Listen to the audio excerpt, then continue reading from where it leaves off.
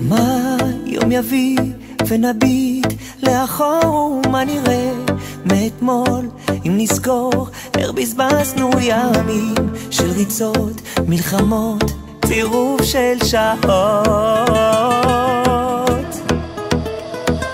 אין לנו זמן לחייך, רק צריכים לעבוד ולתת, לפרנס, והלחץ הזה לא מרפא ותופס. Vous savez, chacun de nous, on cherche le bonheur. On cherche à avoir du plaisir dans notre vie. Quand on voit quelqu'un qui est à côté de nous et qui est réussi, sans lui dire vraiment, on a un peu mal au cœur. Pourquoi? Parce que cette personne-là, on la connaît. Pourquoi c'est arrivé à lui et c'est pas arrivé à moi? Il a une meilleure situation. Il a une plus belle voiture que moi. Il a une vie familiale qui est plaisante. Il s'entend bien avec sa femme, avec ses enfants. Même ses enfants, ils ont réussi.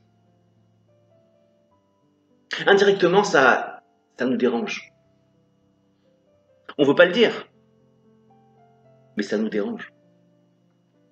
Ça nous fait mal que cette personne-là, je la connaisse et que cette personne-là ait réussi.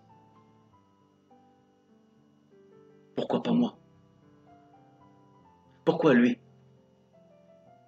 Alors c'est quoi le vrai bonheur? Qu'est-ce qu'on appelle le bonheur dans une vie?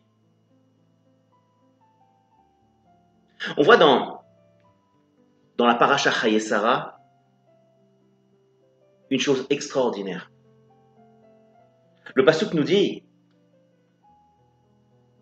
Lispot le Sarah velivkota. Abraham Avinu, au début, qu'est-ce qu'il a fait? Il a enterré Sarah qui venait de décéder. Après, la paracha nous explique que Abraham Avinu s'est occupé de qui? De son fils, Yitzhak, pour le marier. Il a demandé à Eliezer, son serviteur, d'aller chercher une femme pour lui. Une fois qu'il s'est occupé de son fils,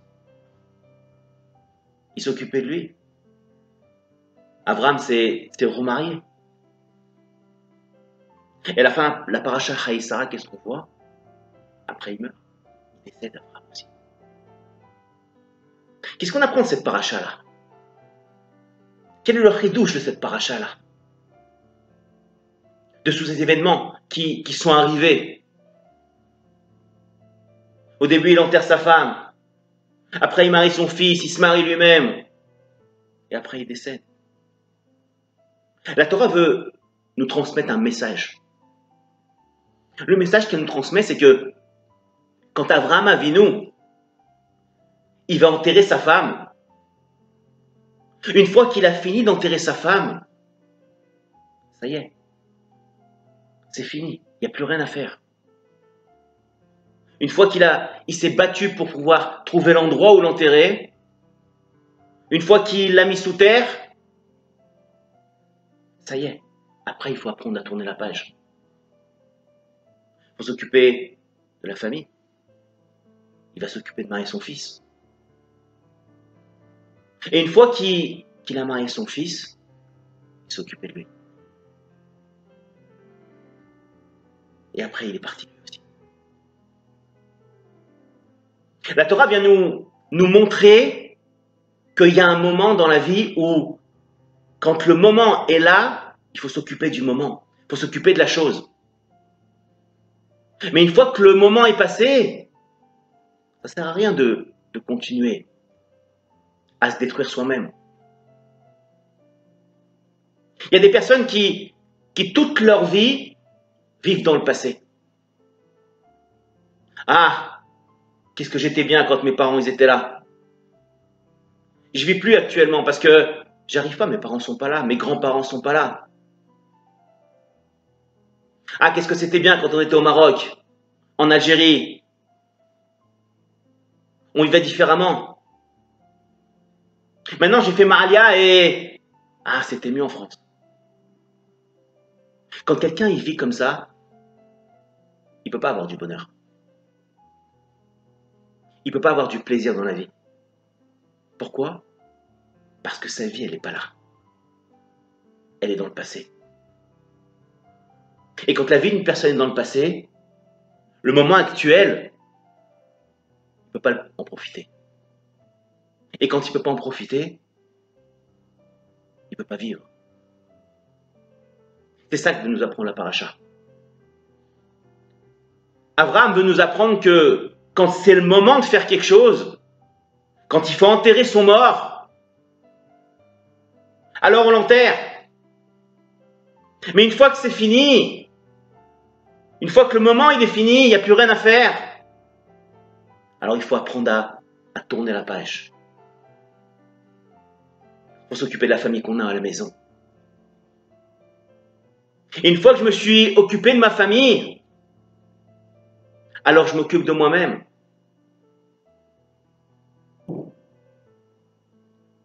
Chacun d'entre nous, on n'arrive pas à tourner la page.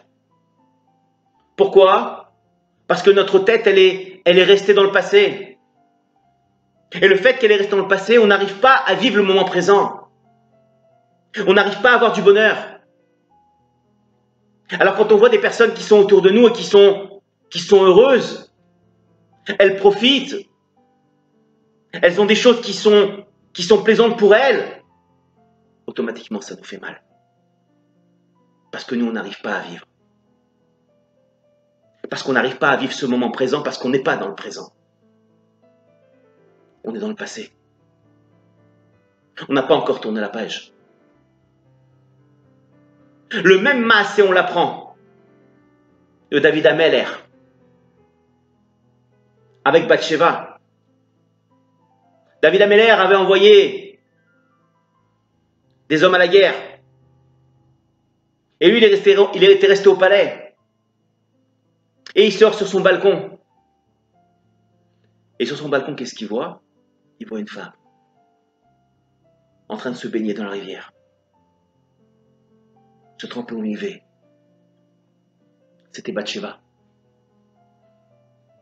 Alors, les Chachamim nous expliquent, il a commencé, David Ameller, à se renseigner sur Bathsheba, qui c'était, à prendre des renseignements.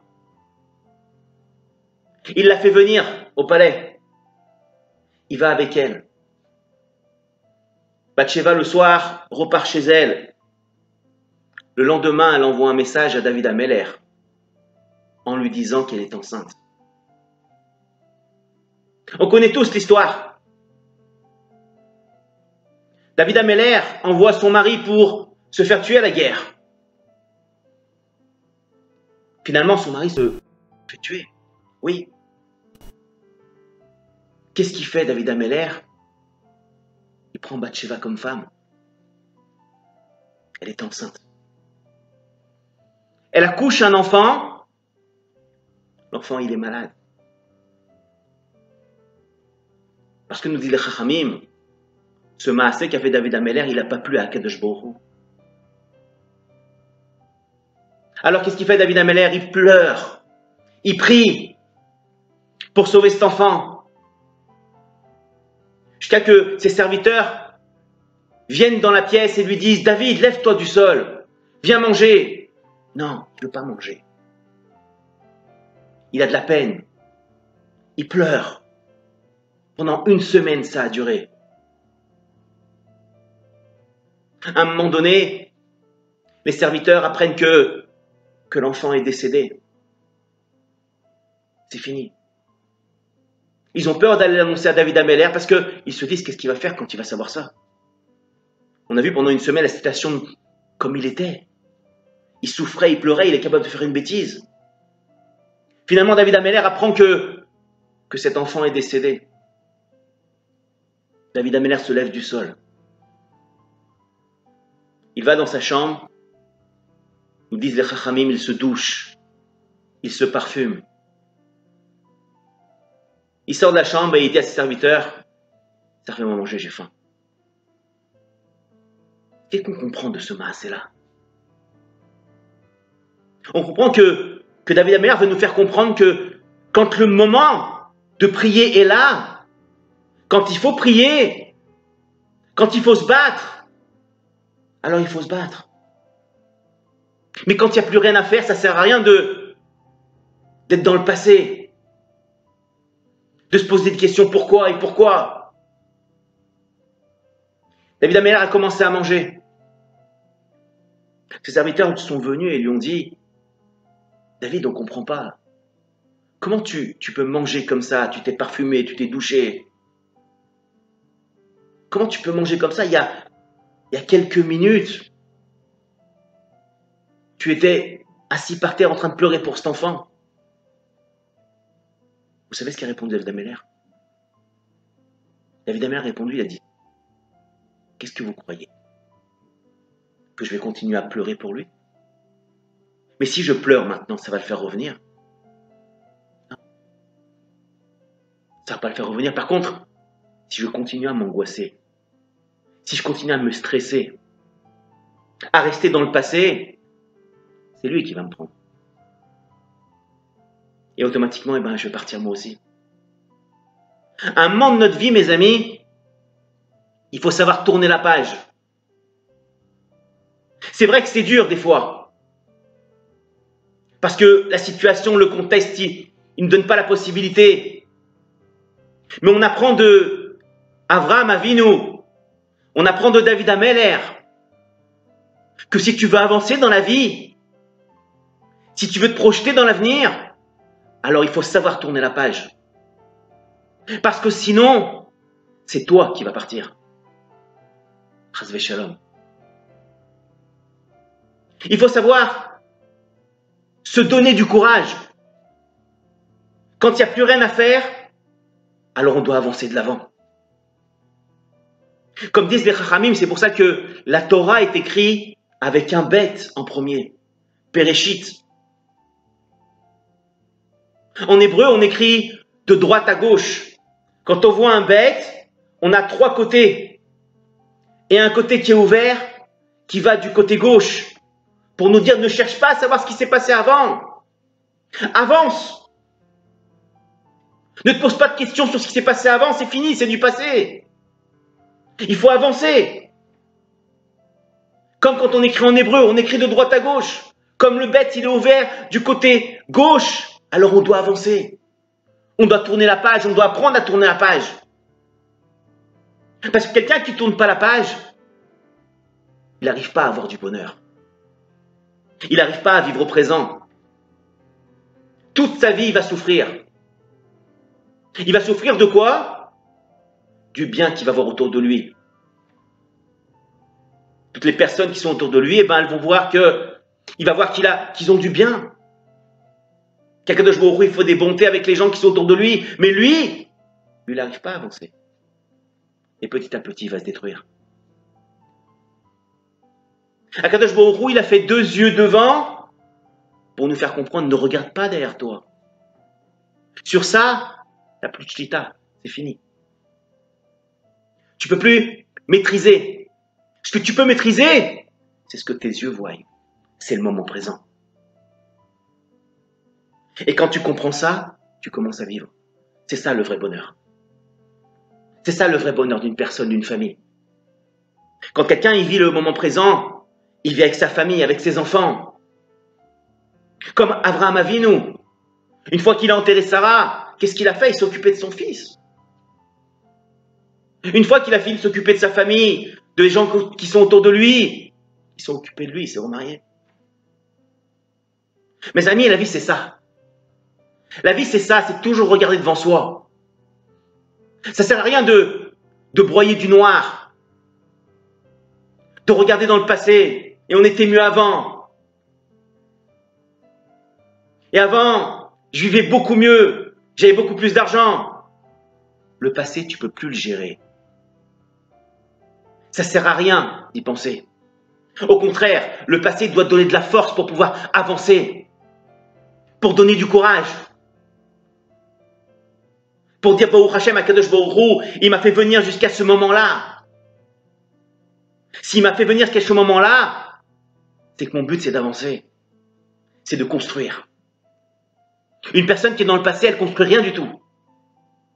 Elle détruit les gens qui sont autour de lui et elle se détruit elle-même. C'est ça le but de la Torah, c'est ça ce qu'elle veut nous apprendre, la paracha de Chaye Sarah.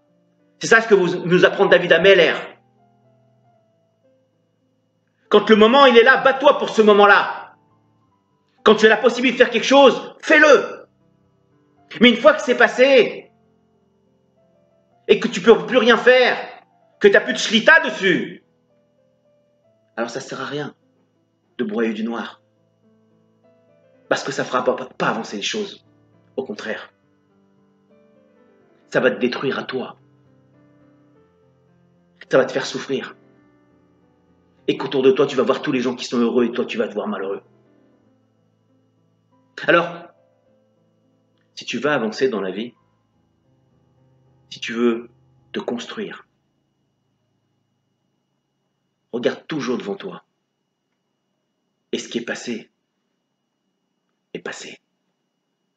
ונביט לאחור ומה נראה מאתמול אם נזכור איך בזבזנו ימים של ריצות, מלחמות, צירוף של שעות